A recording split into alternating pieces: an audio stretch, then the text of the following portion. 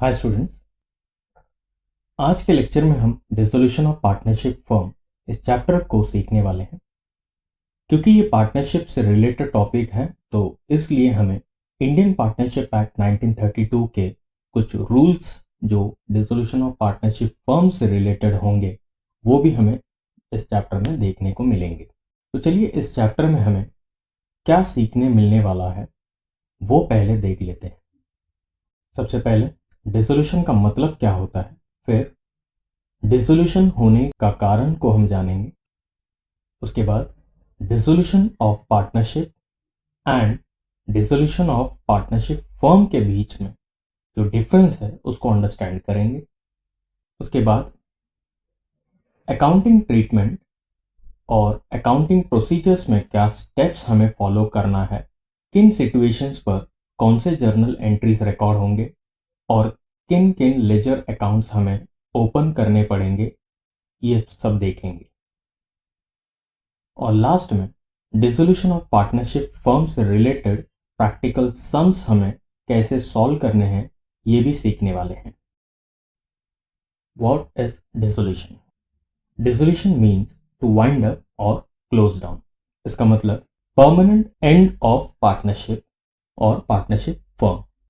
अब डिसोल्यूशन को हम समझने से पहले पार्टनरशिप और पार्टनरशिप फर्म इन दोनों को अंडरस्टैंड करते हैं। मान लेते हैं कि एक बिजनेस जिसमें 4 पार्टनर्स हैं, आमिर, सलमान, वरुण और दीपिका। इन चारों ने मिलकर एक क्लोथ का बिजनेस स्टार्ट किया था जिसका नाम था बॉलीवुड फैशन स्टोर। अब यहां से हमें 3 कंसेप्ट हमें देखने हैं। सबसे पहले तो पार्टनर्स, जिसमें आमिर, सलमान, वरुण और दीपिका बॉलीवुड फैशन स्टोर के पार्टनर्स हैं।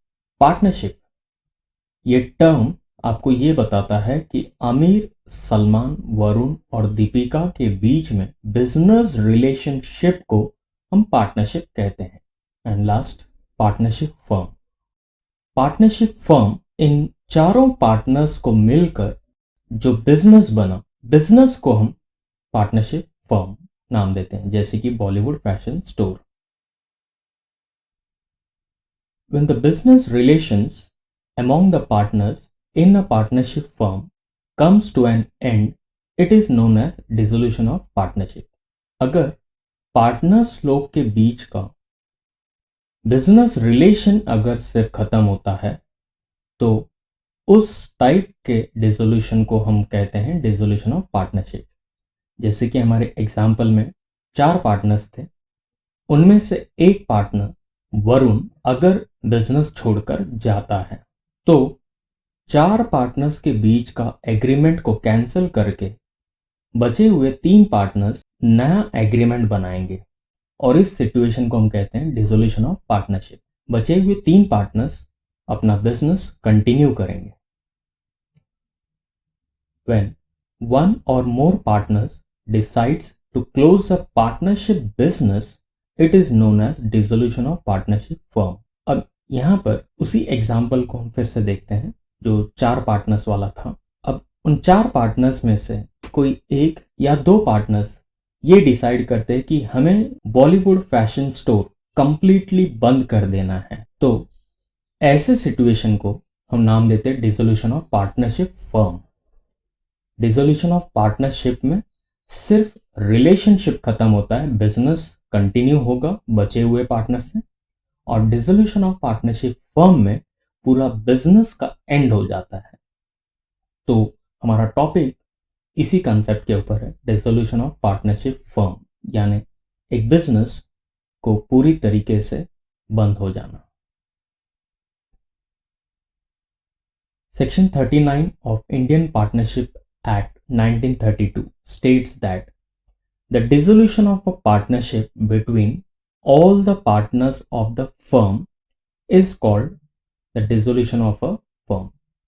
तो यही हमने एग्जाम्पल में भी देखे थे कि डिसोल्यूशन ऑफ पार्टनरशिप यानी सारे पार्टनर्स के बीच का टोटल रिलेशनशिप जब खत्म हो जाता है, यानी अब कोई भी एक दूसरे के पार्टनर्स नहीं रहेंगे, ऐसा सिचुएशन को हम नाम देते हैं dissolution of partnership firm. Dissolution is the last stage of closure of business. अब हम ये देखते हैं कि डिसोल्यूशन यानी एक बिजनेस बंद होने का रीजंस क्या है। सबसे पहले डिस्प्यूट्स अमॉन्ग द पार्टनर्स, यानी पार्टनर्स के बीच में आपसी झगड़ा के कारण एक बिजनेस बंद होने के चांसेस होते हैं। Voluntary act of partners themselves, यानी पार्टनर्स खुद डिसाइड करते हैं कि हमें इस बिजनेस को कंटिन्यू नहीं करना है। The period of partnership firm is expired, जब पार्टनरशिप बना था तो उस टाइम एग्रीमेंट में इन्होंने पहले ही बता दिया था कि हमारा ये पार्टनरशिप फर्म एक स्पेसिफिक टाइम पीरियड के लिए होगा, मान लो कि 3 साल। अब अगर वो ड्यूरेशन, वो टाइम पीरियड जब खत्म हो जाता है तो ऑटोमेटिकली उनको अपना बिजनेस डिसॉल्व करना पड़ता है। कंप्लीशन ऑफ स्पेसिफिक वेंचर, अब अगर एक पार्टनरशिप बिजनेस सिर्फ एक पर्टिकुलर प्रोजेक्ट के कारण बना था, एक पर्टिकुलर प्रोजेक्ट लिया उन्होंने और वो प्रोजेक्ट कंप्लीट होने तक ही उनका पार्टनरशिप फर्म था, तो वो प्रोजेक्ट कंप्लीट होने के बाद अपना बिजनेस उन लोग डिसॉल्व कर देते हैं। Insolvency of all partners, insolvency का मतलब होता है बैंक्रप्सी, यानी जब एक पार्टनर ऐसा सिचुएशन पर है कि वो अपने बिजनेस के कोई भी लायबिलिटीज को पूरी तरीके से सेटल नहीं कर पाता है, यानी उसके पास अब कुछ भी पैसा नहीं बचा है, तो हम उस सिचुएशन को हम कहते हैं इंसॉल्वेंट। तो अगर बिजनेस के सारे पार्टनर्स का ये हालत है कि वो अपने बिजनेस के पूरे कर्ज को नहीं चुका सकते हैं, तब एक बिजनेस डिसॉल्व हो जाता है। Insolvency of all partners except one, यहां पर 4 पार्टनर्स में से अगर 3 पार्टनर इंसॉल्वेंट हो जाते हैं तब भी एक बिजनेस डिसॉल्व हो जाएगा, क्योंकि सिंगल पर्सन जब बिजनेस कंटिन्यू करता है तो हम उसको पार्टनरशिप फर्म नहीं कहते हैं, तो इनडायरेक्टली बिजनेस यानी पार्टनरशिप फर्म डिसॉल्व हो जाएगा और इंडिविजुअल पर्सन वो अपना बिजनेस कंटिन्यू अगर करना चाहता है तो वो सोल ट्रेडिंग बिजनेस माना जाएगा। Partnership at will can be dissolved by giving notice of 14 days, partners के बीच में बना हुआ एग्रीमेंट में अगर पार्टनरशिप एट विल ये पॉइंट अगर लिखा है तो इसका मतलब होता है कि कोई भी पार्टनर्स बिजनेस डिसॉल्व कर सकते हैं एक 14 डेज का प्रायर नोटिस देकर। Order of court on legal grounds, कुछ बिजनेस कोर्ट के ऑर्डर से डिसॉल्व किया जाता है। फॉर एग्जाम्पल एक फूड प्रोडक्ट का मैन्युफैक्चरिंग पार्टनरशिप बिजनेस है और वहां पर गवर्नमेंट के दिए गए नॉर्म्स के हिसाब से अगर फूड प्रोडक्ट्स मैन्युफैक्चर नहीं हो रहे हैं तो कोर्ट के ऑर्डर से डिसॉल्व किया जाता है।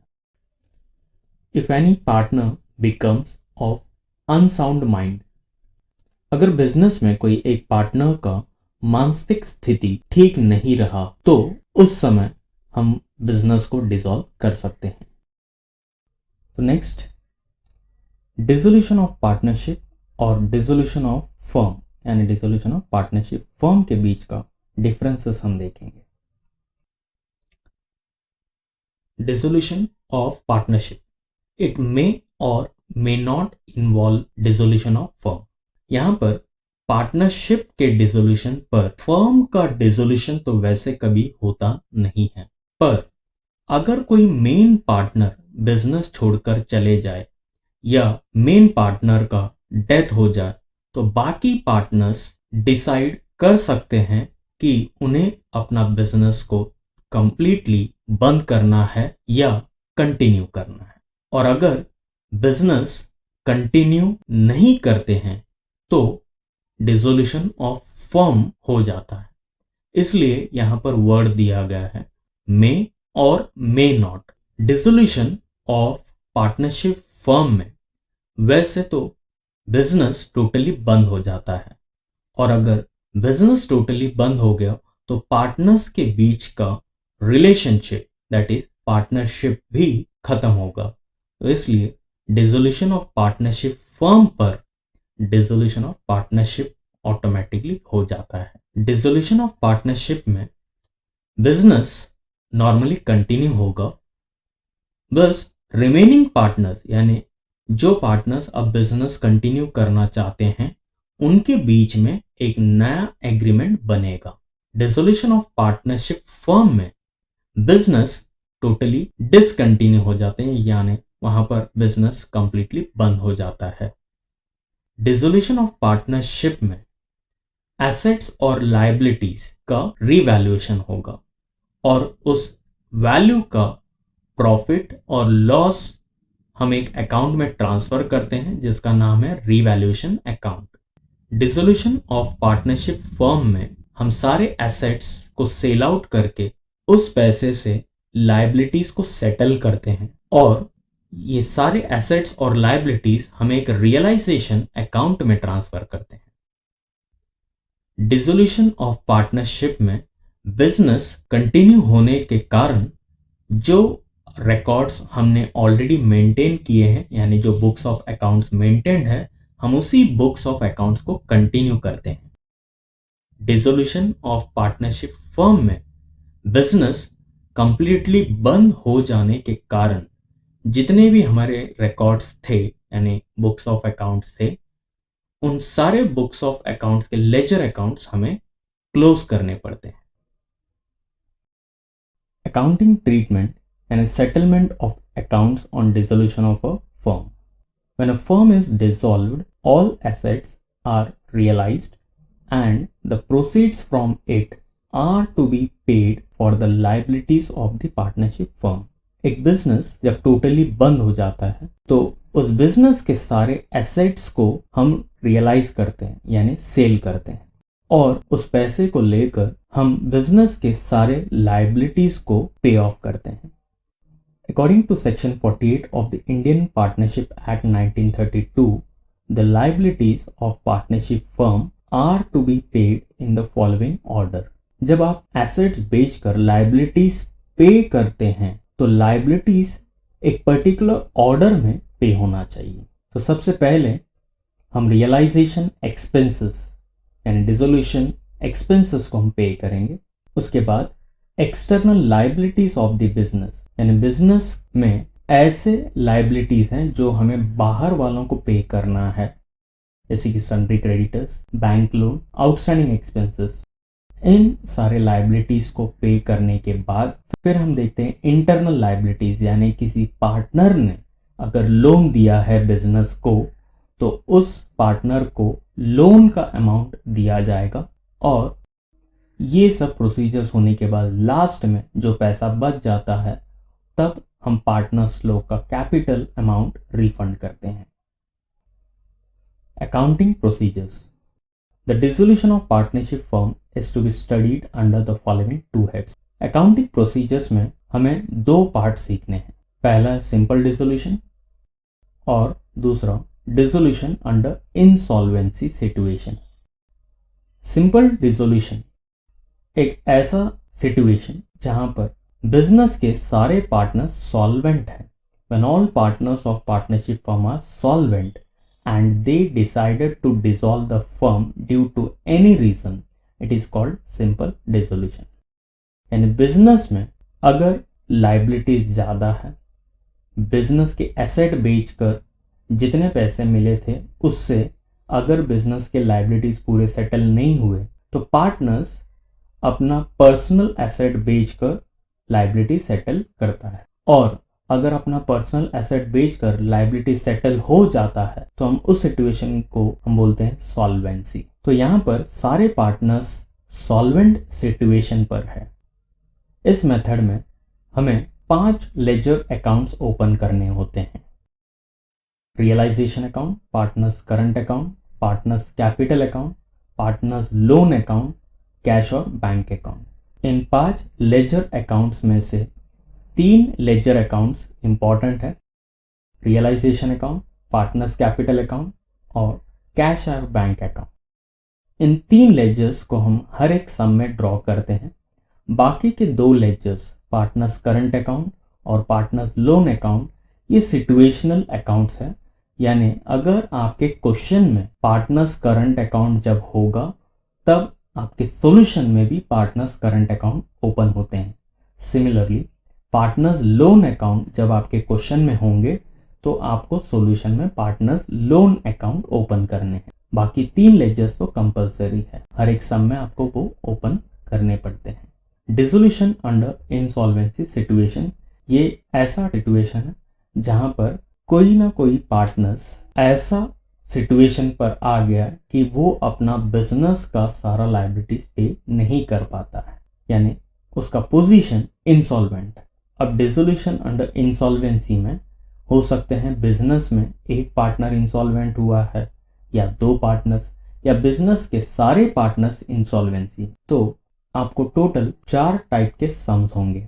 एक तो है सिंपल डिसोल्यूशन, फिर डिसोल्यूशन अंडर इंसॉल्वेंसी में 3 टाइप के questions, 1 partner insolvent, 2 partner insolvent and all partner insolvent.